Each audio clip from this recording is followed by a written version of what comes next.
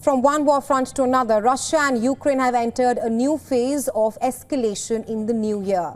Ukraine has launched a counter-offensive in the Kursk region, warning that Russia is getting what it deserves. Moscow, on the other hand, has vowed a strong response to Kiev and its Western allies amid the use of ATACMS missiles. Our next report telling you how Ukraine's move has infuriated and angered Moscow. Take a look.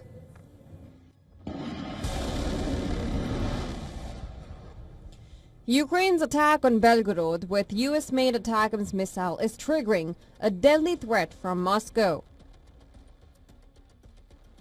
Russia has warned that it will hit Ukrainian capital Kiev with hypersonic missiles. The US Lockheed Martin-made ATACMS, each costing $1.5 million, are fired from M142 High Mobility Artillery Rocket System, or HIMARS.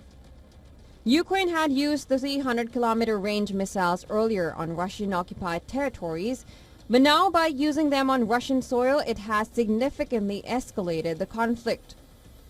Outgoing U.S. President Joe Biden allowed Ukraine to use the missiles last November after Russia began deploying North Korean troops in the war. Just days after Biden's approval, Russia responded by firing the Oreshnik missile in Ukraine's Dnipro region. Alongside firing the ATACMS, Ukraine also unleashed attacks on Leningrad and the Kursk region, claiming it caused significant Russian losses. The commander-in-chief also reported on the situation in the Kursk region. The Russian army lost up to a battalion of North Korean infantry soldiers and Russian paratroopers. This is significant. I want to commend the professional and effective actions of our soldiers in the Special Operation Forces and the 80th Separate Air Assault Brigade.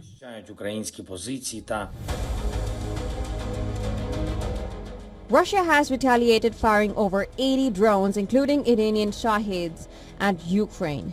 Kiev says it intercepted 34 drones in the attack that caused damage in Chernihiv and Sumy regions. Entering the third anniversary of the war, Russia is claiming significant gains in the east.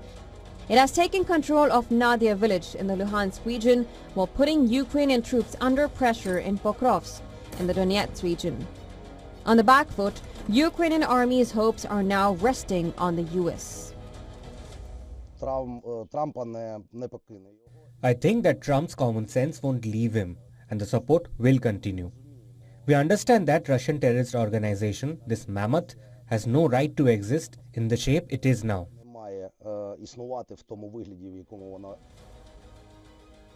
But the incoming Trump administration has left Ukraine with a lot of concerns.